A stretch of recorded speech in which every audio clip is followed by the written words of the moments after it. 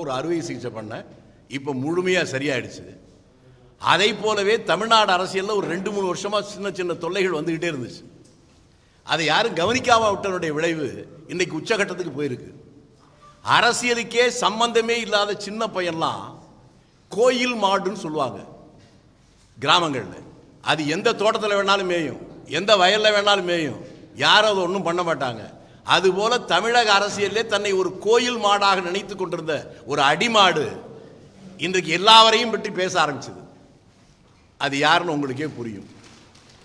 அவர் யாருன்னா கரூர் மாவட்டம் பரமத்தி அப்படிங்கிற ஊருக்கு பக்கத்தில் சூடாமணின்னு ஒரு பஞ்சாயத்து. அந்த பஞ்சாயத்தில் இருக்க ஒரு சின்ன ஹாம்லெட் வில்லேஜ், அது பேர் பொத்தம்பட்டின்னு பேர். அந்த ஊரில் பிறந்த சாக்ரட்டிஸ் பேரன், அரிஸ்டாட்டிலுக்கு அக்கா மகன், அரசியலுக்கு அவர் தான் அத்தாரிட்டி, அண்ணாமலை. அவர் பேசுவது அப்புறம் இருக்கட்டும், நான் முதல்ல ஒரே ஒரு கேள்வி அவருக்கு வைக்கிறேன்.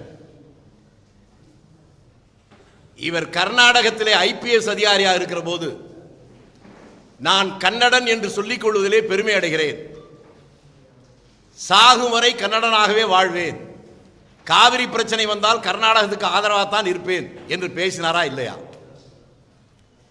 தமிழ்நாட்டுக்கு வந்தவுடன் மராட்டியத்தினுடைய மாவீரன் சிவாஜி அவர் 1962 சென்னையில் வந்து காளியாம்பாள் கோயிலில் கும்பிட்டாருன்னு ஒரு சொன்னார்.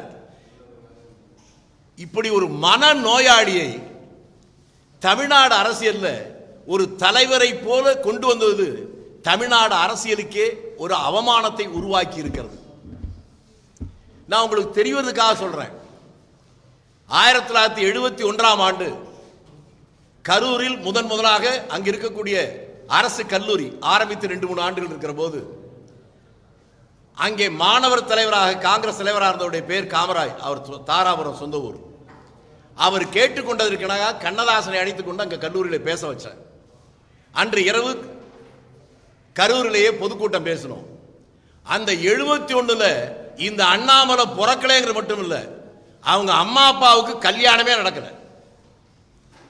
யாரை பற்றி எதை பற்றி வேண்டுமானாலும் பேசலாம் என்கின்ற திமிர் அவருக்கு இருக்கிறது.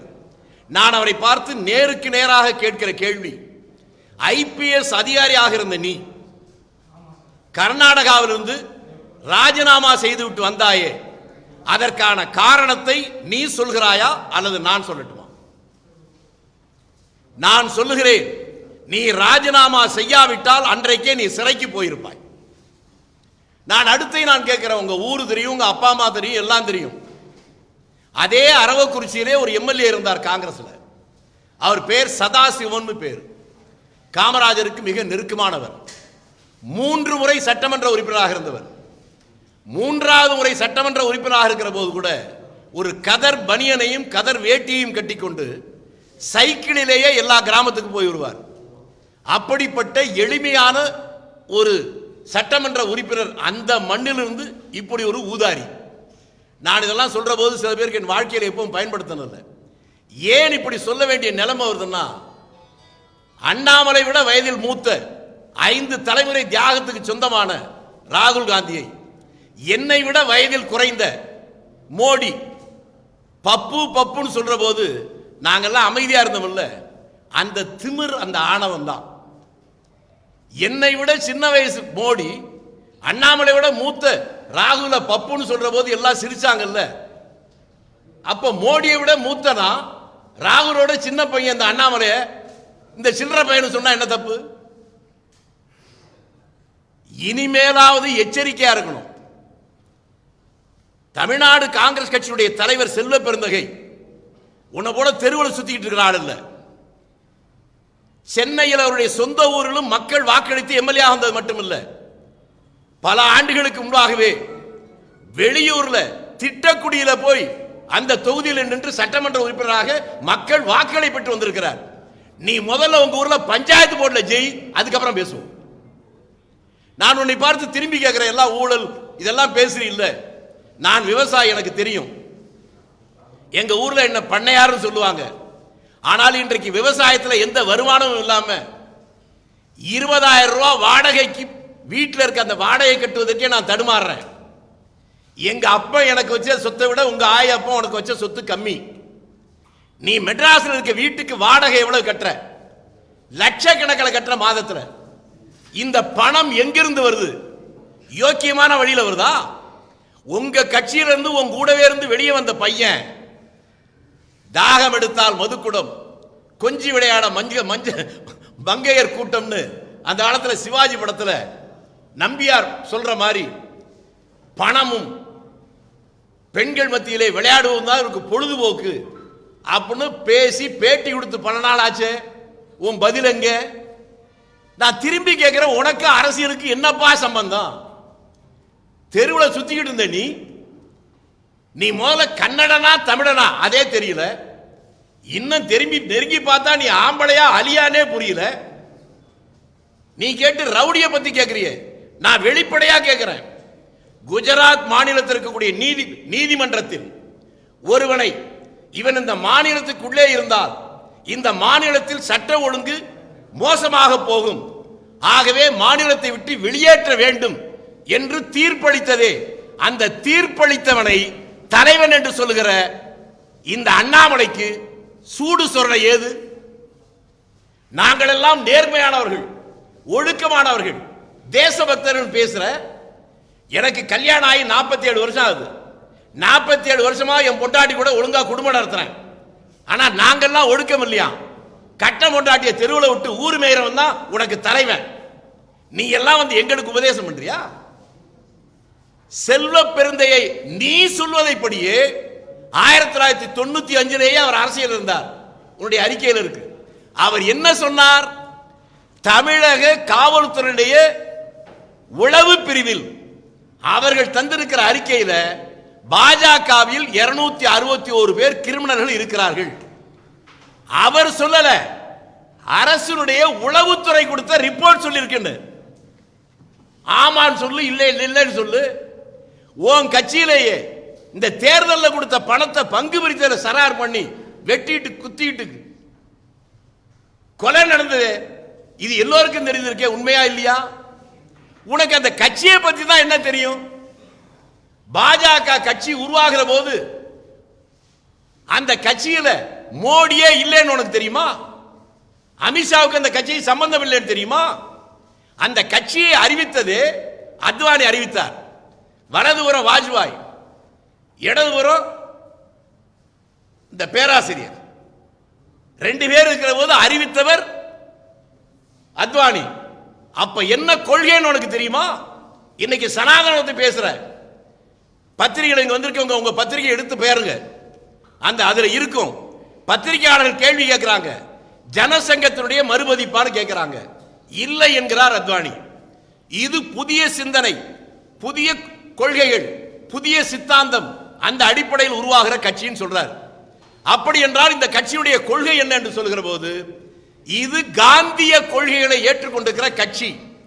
எங்கடா வந்துச்சு உங்க சனாதனம்? இங்க இன்னைக்கு புதுசா சொல்றிய, எங்களுக்கு நீ வந்து கத்துக் கொடுக்கிறியா பாடத்தை? இனிமேலாவது ஒழுங்கா நவத்வாரத்தையும் மூடிட்டு உட்கார்ந்தீங்கன்னா உனக்கு மரியாதை. இல்லைன்னா கோயில் காடை இல்லை, நான் முதல்ல சொன்ன மாதிரி அடிமாடா மாறிடுவேன். அரசியல் தெரிஞ்சவன் பேசணும். இங்க தமிழ்நாட்டில் வந்திருக்கிற விபத்து என்பது, நான் முன்னால சொன்னேன், அதே அரவக்குறிச்சியில் பிறந்து 3 முறை எம்எல்ஏ இருந்தவர் எவ்வளவு எளிமையாக வாழ்ந்தார். அப்படிப்பட்டவர்களுக்கு தமிழ்நாடு முழுவதும் மரியாதை இருந்துச்சு. இதே நம்ம இருக்கிற இடத்துக்கு பக்கத்தில் கந்தசாமி செட்டியார் ஒருத்தர் இருந்தார். எம்பியா இருந்த ஒருத்தர் இங்க இருக்க கவுன்சிலர் நிற்கிற போது அவரை எதிர்த்து ஜெயிச்சார். சாதாரணமா வந்து போவார்.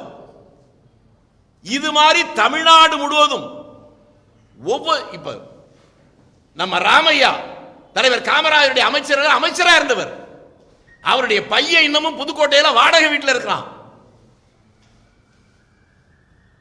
கோயம்புத்தூர்ல எத்தனையோ கோடீஸ்வரர்கள் தலைவர் காமராஜ் போனா அவங்கெல்லாம் மத்திய கவுண்டர் கிரி கவுண்டரை பார்த்து பேச மாட்டார்.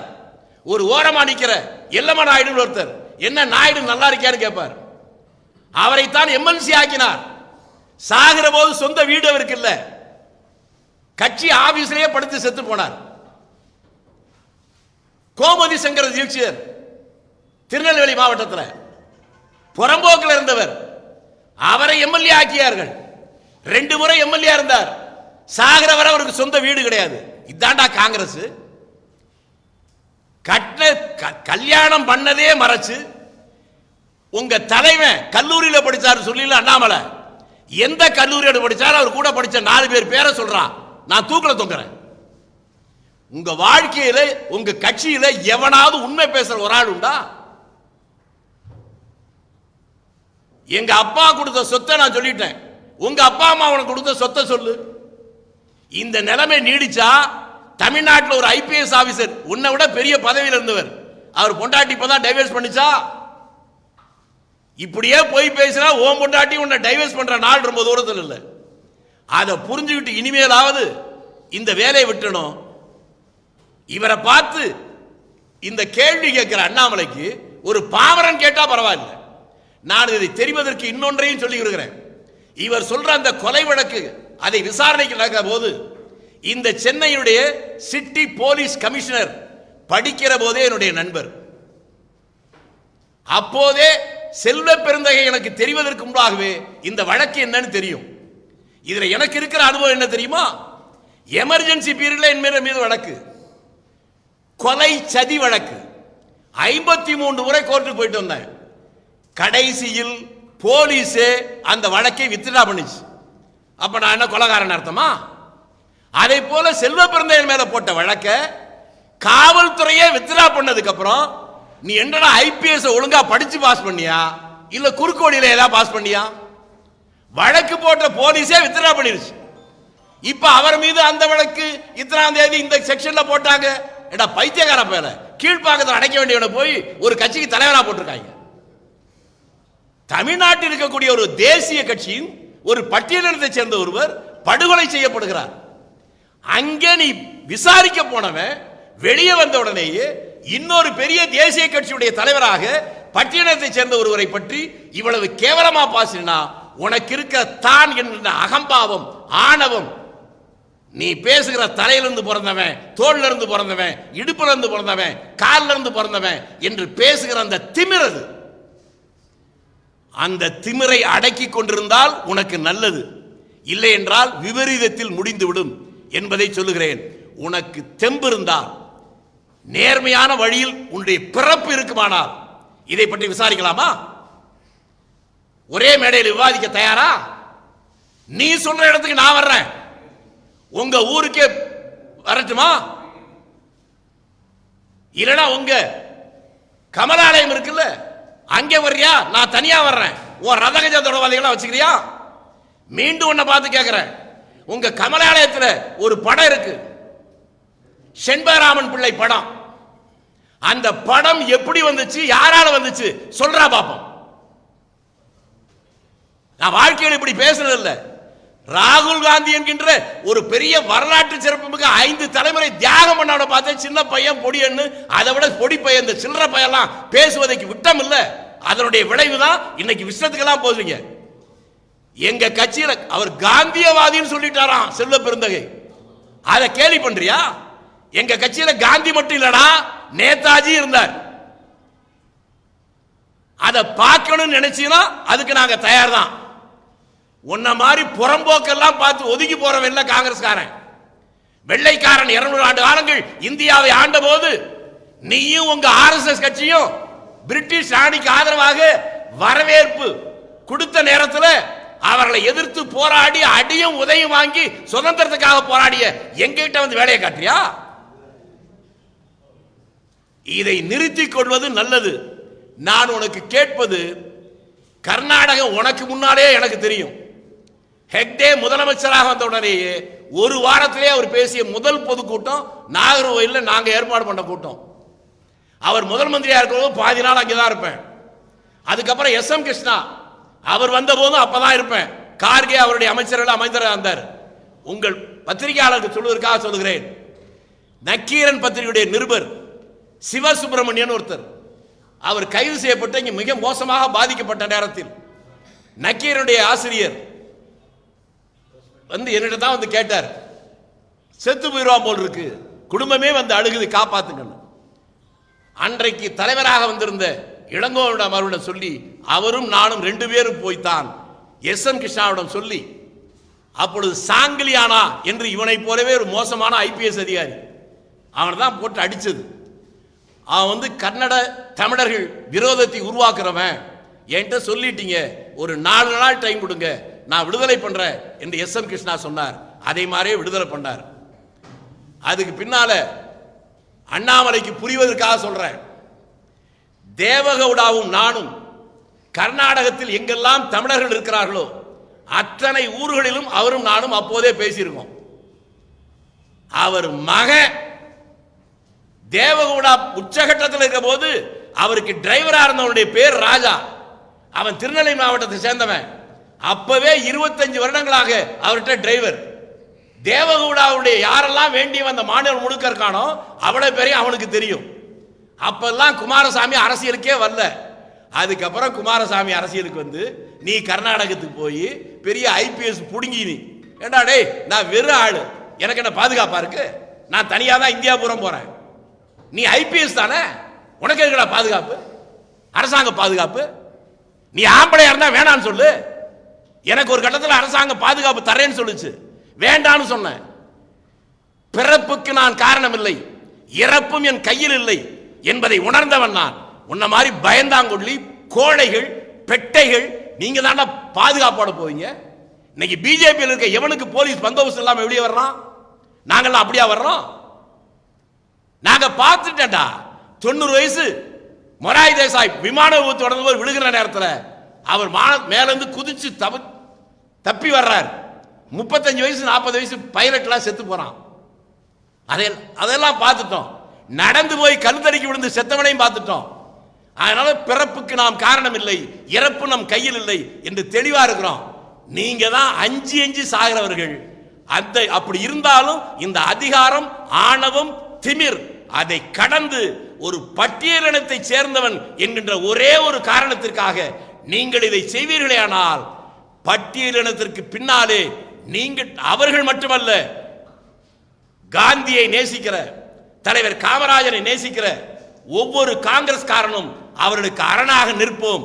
முடிந்தால் வந்து பார், உனக்கு ஆண்மை இருந்தால் இந்த பிரச்சனை பற்றி, ரவுடிசத்தை பற்றி விசாரிக்க எந்த மேடைக்கு வேண்டுமானாலும் நான் வர தயாராக இருக்கிறேன்.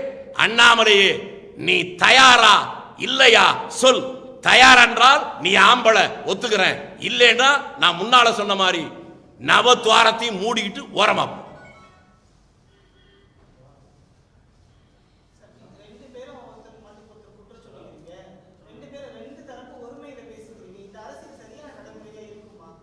ஏங்க இப்பதாங்க, அதாவது நீங்க கேட்ட ரொம்ப சந்தோஷமா இருக்குங்க.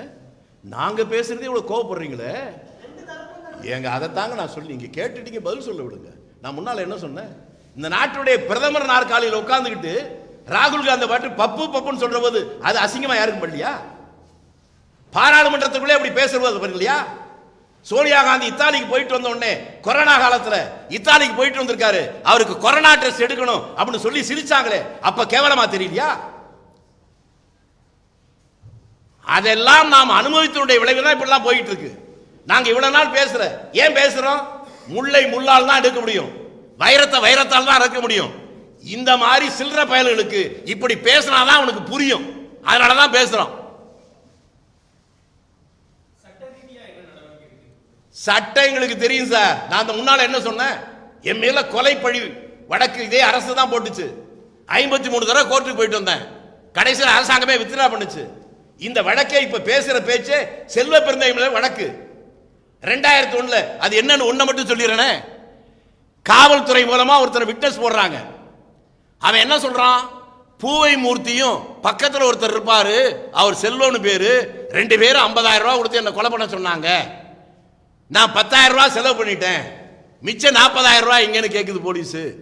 நான் இந்த இடத்துல புதைச்சி வச்சிருக்கேன்னு சொல்றான். அதுக்கப்புறம் போய் தேடி பார்த்தா அதே மாதிரி 40,000 ரூபாய் இருக்கு. அந்த 40,000 ரூபாய் புது கரன்சி. அதை எடுத்துட்டு வந்த உடனே இவங்களுக்கு சந்தேகம், என்னடா 4-5 வருஷத்துக்கு முன்னாலே இப்போ இவ்வளவு புதுசா இருக்கேன். அப்புறம் செல்வ பெருந்தகை தரப்புல தான் கோர்ட்ல சொல்றாங்க, இந்த பணம் நாசிக்ல தான் அச்சடிக்கிறாங்க, எந்த வருஷம் அச்சடிச்சாங்க என்னன்னு கேளுங்க. அந்த வழக்கில் சாட்சி கொடுத்த அந்த பணம் 95 கொடுத்தா சொல்லப்பட்ட பணம் பிரிண்ட் பண்ணதே நாசிக்ல 2000.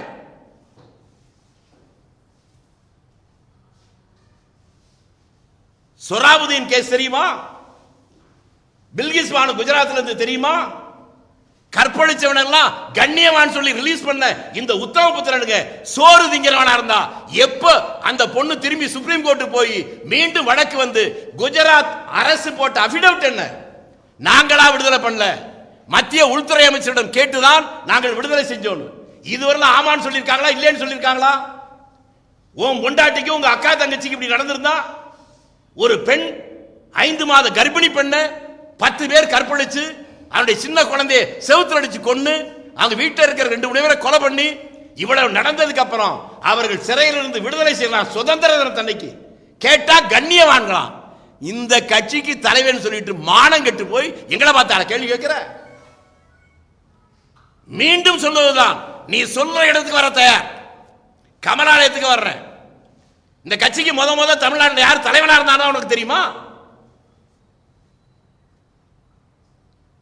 அன்றைக்கு இந்த கட்சியில சோத்துக்கு வழி இல்லாம திருக்கோயிலூர் சுந்தரன் ஒருத்தன் 5-6 மொழியில பேசிட்டு இருப்பான். சட்டை வேட்டி கூட அந்த துவச்சு போட்டு வருவான். கோவிந்தசாமின்னு ஒரு ஆள் நல்ல சாப்பாடா அடைவான். சங்கர்னு ஒருத்தன் எக்மோர்ல வீடு. இவங்க எல்லாம் சோத்துக்கு வழி இல்லாம அலைஞ்சான். உமாபாரதியும் கோவிந்தாச்சாரி தமிழ்நாட்டை சேர்ந்தவன். இவெல்லாம் அகில இந்திய ரீதியில் வந்தவனுங்க. ஒண்ட வந்த பிடாரி ஊர் பிடாரியை அடக்கியதை போல இவங்களுக்கு ஒரு மோடியிலிருந்து அண்ணாமலை வரை இந்த கட்சிக்கே சம்பந்தம் இல்லடா. கட்சியை ஆரம்பிச்சு வச்சு அத்வானியவே கேவலப்படுத்திட்டு அது ஆரம்பிக்கிற போது கட்சியில் இருந்தீங்களா? நீங்க எல்லாம் சேர்ந்து மக்கள் ஏமாந்த நேரத்தில் ஏற்றம் கொண்டு புலி வேஷம் போடுகின்றார், புல்லட வேணும் மதிக்கின்றாரா? பாரதிதாசன் சொன்ன கவிதை வரி அது இன்றைக்கு இவங்களுக்கு பொருந்தும். இனியும் இவர்களை விட்டு வைத்தால் அரசியல் கேலிக்கூத்துடைய சிகரத்துக்கு போய்விடும் என்பதால் அவர்கள் மொழியிலேயே அதை சந்திக்க நாங்கள் தயாராகிவிட்டோம். நீங்களே அவருடன் கேட்டு இடத்தையும் நேரத்தையும் தேதியையும் சொன்னால் அவர்கள் சொல்லுகிற இடத்துக்கு தன்னந்தனியாக இந்த வேலுசாமி என்கின்றவன் வர தயார். அவர்கள் தயாரா? அதுதான் உங்களுக்கு முன்னால சொல்லுங்க.